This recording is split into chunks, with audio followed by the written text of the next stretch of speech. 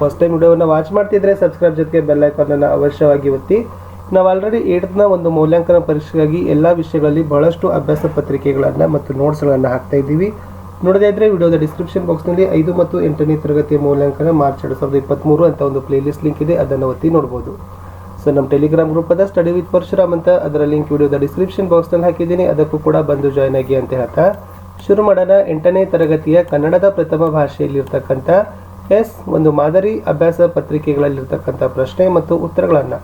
ಬಹು ಆಯ್ಕೆ ಪ್ರಶ್ನೆಗಳಲ್ಲಿ ಮೊದಲ ಪ್ರಶ್ನೆ ಇತ್ತು, ಹುಲಿಗಳ ಶಬ್ದಕ್ಕೆ ತುಂಬ ಸೂಕ್ಷ್ಮವಾಗಿದ್ದ ಜೀವಿಗಳೆಂದರೆ ದನಗಳು. ಈ ವಾಕ್ಯದಲ್ಲಿ ಹುಲಿ ದನಗಳು ಯಾವ ಲಿಂಗ ರೂಪ ಅಂತ ಕೇಳಿದರೆ ಅವುಗಳು ನಪುಂಸಕ ಲಿಂಗ ಅಂತಕ್ಕಂಥದ್ದು ಆಯ್ಕೆ ಸಿ ಸರಿಯಾದ ಉತ್ತರ. ಪ್ರಶ್ನೆ 2, ರಾಜೀವ ವೃತ್ತಿಯಲ್ಲಿ ವೈದ್ಯನಾಗಿದ್ದನು. ಈ ವಾಕ್ಯದಲ್ಲಿ ವೈದ್ಯ ಎಂಬುದು ಎಂತಹ ನಾಮವಾಚಕ ಪದ ಅಂತ ಕೇಳಿದ್ದಾರೆ. ಸೊ ವೈದ್ಯ ಅಂತಕ್ಕಂಥದ್ದು ಅನ್ವರ್ಥ ನಾಮಪದಕ್ಕೆ ಉದಾಹರಣೆ ಆಗದ. ಪ್ರಶ್ನೆ 3, ಹೊಸಗನ್ನಡದ ಅರುಣೋದಯದ ಮುಂಗೋಳಿ ಎಂಬ ಪ್ರಶಂಸೆಗೆ ಭಾಜನರಾದ ಕವಿ ಯಾರು ಅಂತ ಕೇಳಿದ್ದಾರೆ. ಸೊ ಸರಿಯಾದ ಉತ್ತರ ಬರ್ತದ ಮುದ್ದನ್ನ. ಅವರನ್ನ ಹೊಸಗನ್ನಡದ ಅರುಣೋದಯದ ಮುಂಗೋಳಿ ಅಂತಕ್ಕಂಥ ಪ್ರಶಸ್ತಿಗೆ ಭಾಜನರಾಗಿರ್ತಕ್ಕಂಥ ಕವಿ ಅಂತ ಹೇಳ್ತಾರೆ. ಪ್ರಶ್ನೆ 4, ಅವನು ಪ್ರವಾಸಕ್ಕೆ ಹೋದನು. ಈ ವಾಕ್ಯದ ಸರಿಯಾದ ಬಹುವಚನ ರೂಪ ಕೇಳಿದರೆ ಸರಿಯಾದ ಆಯ್ಕೆ ಬರ್ತದ ಸಿ, ಅವರು ಪ್ರವಾಸಕ್ಕೆ ಹೋದರು ಅಂತಕ್ಕಂಥದ್ದು. ಅವನು ಏಕವಚನ ಇದೆ, ಅವರು ಮಾಡಬೇಕು. ಹೋದನು ಏಕವಚನ ಇದೆ, ಹೋದರು ಮಾಡಬೇಕು. ಸರಿಯಾದ ಉತ್ತರ ಸಿಗ್ತದೆ. ಪ್ರಶ್ನೆ 5, ಗಾಯತ್ರಿ ಗಾಯನ ಸ್ಪರ್ಧೆಯಲ್ಲಿ ಗೆದ್ದಳಾದರೂ ಅವಳಿಗೆ ಬಹುಮಾನ ಸ್ವೀಕರಿಸಲು ಸಾಧ್ಯವಾಗದಿದ್ದಾಗ ಆಕೆ ತುಂಬಾ ನೊಂದುಕೊಂಡಳು.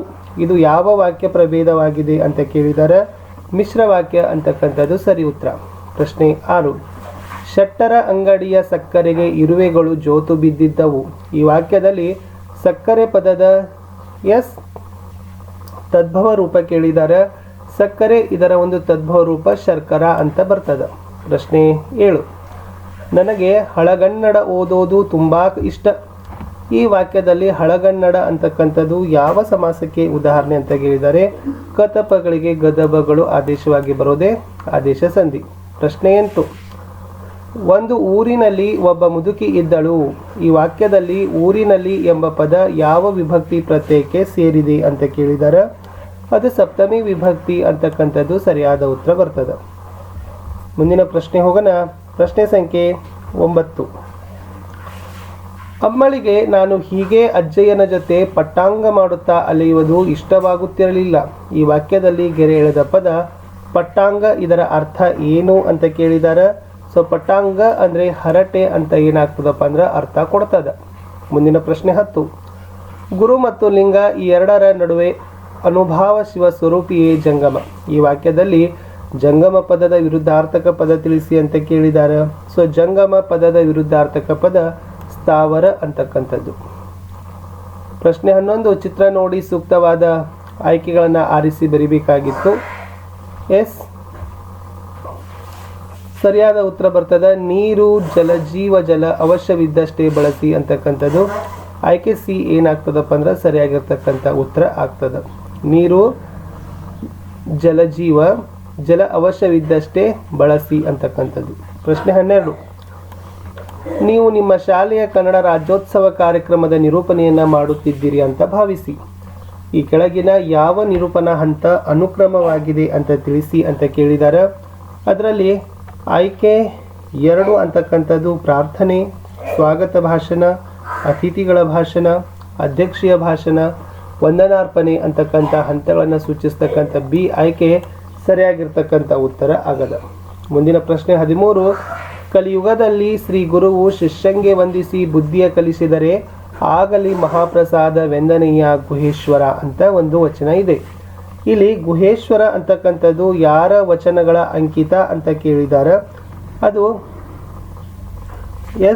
ಅಲ್ಲಮಪ್ರಭು ಅವರ ವಚನಗಳ ಅಂಕಿತ ಇತ್ತು ಗುಹೇಶ್ವರ. ಪ್ರಶ್ನೆ 14, ಕಾಲಿಗೆ ಬುದ್ಧಿ ಹೇಳು ಈ ನುಡಿಗಟ್ಟಿನ ಸರಿಯಾದ ಅರ್ಥ ತಿಳಿಸಿ ಅಂತ ಇದೆ. ಸೊ ಕಾಲಿಗೆ ಬುದ್ಧಿ ಹೇಳು ಅಂತಂದರೆ ಓಡಿ ಹೋಗು ಅಂತ ಅರ್ಥ. ಹುಲ್ಲುಗಾವಲು ಈ ಪದವನ್ನು ಬಿಡಿಸಿ ಬರೆದಾಗ ದೊರಕುವ ರೂಪ ಕೇಳಿದರೆ ಹುಲ್ಲು ಪ್ಲಸ್ ಕಾವಲು, ಹುಲ್ಲುಗಾವಲು ಅಂತಕ್ಕಂಥದ್ದು ಸರಿಯಾದ ಉತ್ತರ ಆಯ್ಕೆ ಬಿ. ಪ್ರಶ್ನೆ 16, ಶುದ್ಧ ರೂಪದ ವಾಕ್ಯವನ್ನು ಗುರುತಿಸಿರಿ ಅಂತ ಕೇಳಿದ್ದಾರೆ. 16ರಲ್ಲಿ ಶುದ್ಧ ರೂಪದ ವಾಕ್ಯ ಇರತಕ್ಕಂಥದ್ದು ಅವರದು ವೇದಶಾಸ್ತ್ರ ಸಂಪನ್ನರಾದ ಹಿರಿಯರಿದ್ದ ಕುಟುಂಬ ಅಂತಕ್ಕಂಥದ್ದು ಎಸ್ ಆಯ್ಕೆ ಸಿ ಸರಿಯಾಗಿರ್ತಕ್ಕಂಥ ಉತ್ತರ ಬರ್ತದೆ. ಪ್ರಶ್ನೆ 17, ನಮ್ಮ ಶಾಲೆಯ ಆವರಣದಲ್ಲಿ ಹೆಮ್ಮರವಾದ ಆಲದ ಮರವಿದೆ. ಈ ವಾಕ್ಯದಲ್ಲಿ ಹೆಮ್ಮರ ಅಂತಕ್ಕಂಥದ್ದು ಯಾವ ಸಮಾಸ ಪದ ಕೇಳಿದಾರ? ಅದು ಕರ್ಮಧಾರೆಯ ಸಮಾಸಕ್ಕೆ ಪದ ಆಗದ. ಪ್ರಶ್ನೆ 18, ಇಂದು ಇಡೀ ಜಗತ್ತು ಭಯ, ಆತಂಕ, ಭಯೋತ್ಪಾದನೆಯ ಕರಿನೆರಳಿಗೆ ಸಿಲುಕಿ ನರಳುತ್ತಿದೆ.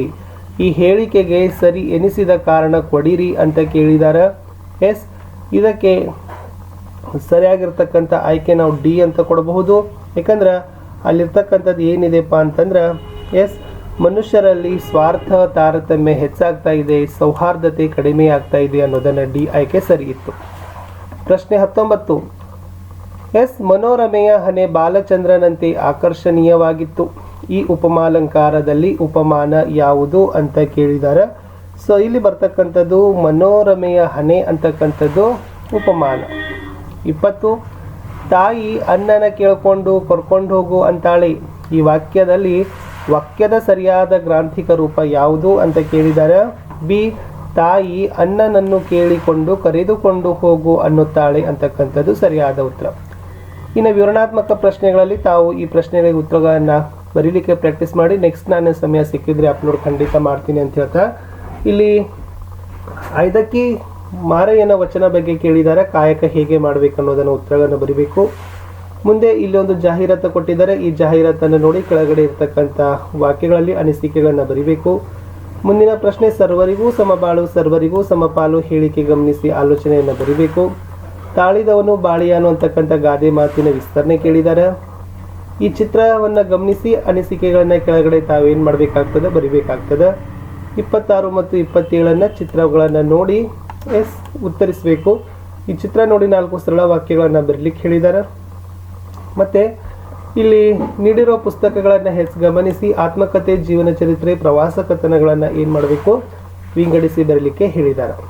ಮುಂದೆ ಇರ್ತಕ್ಕಂಥದ್ದು ಪತ್ರ ಇದೆ ನೋಡಿ. ಸೊ ಒಂದು ವರ್ಗಾವಣಾ ಪ್ರಮಾಣ ಪತ್ರ ಮತ್ತು ಅಂಕಪಟ್ಟಿ ಬೇಡಿ ಮುಖ್ಯ ಗುರುಗಳಿಗೆ ಪತ್ರ ಬರೀಬೇಕಿತ್ತು. ಕಲಿಕೆಯಲ್ಲಿ ಮೊಬೈಲ್ ಫೋನ್ ಯಾವ ಪಾತ್ರ ವಹಿಸ್ತದೆ ಹೇಗೆ ಅಂತಕ್ಕಂಥದ್ದು ನಿಮ್ಮ ಸ್ವಂತ ಅನುಭವಗಳನ್ನು ಉದಾಹರಣೆಯೊಂದಿಗೆ ತಾವೇನು ಮಾಡಬೇಕು ವಿವರಿಸಲಿಕ್ಕೆ ಹೇಳಿದ್ದಾರೆ. ಇಷ್ಟು 8ನೇ ತರಗತಿಯ ಪ್ರಥಮ ಭಾಷೆ ಕನ್ನಡದಲ್ಲಿರ್ತಕ್ಕಂಥ ಒಂದು ಅಭ್ಯಾಸ ಪತ್ರಿಕೆ ಉತ್ತರಗಳನ್ನು ನೋಡಿದ್ದೀವಿ. ಸೊ ದಯಮಾಡಿ ವಿಡಿಯೋಗಳನ್ನು ಲೈಕ್, ಶೇರ್ ಹಾಗೂ ಸಬ್ಸ್ಕ್ರೈಬ್ ಮಾಡಲು ಮರೆಯದಿರಿ ಅಂತ ಹೇಳ್ತಾ, ಸೊ ನಾನು ನಿಮಗೆ ಮತ್ತೆ ಸಿಗ್ತೀನಿ ಇನ್ನೊಂದು ಹೊಸದಾಗಿರ್ತಕ್ಕಂಥ ವಿಡಿಯೋದಲ್ಲಿ. ಅಲ್ಲಿಯವರೆಗೂ ಬಾಯ್.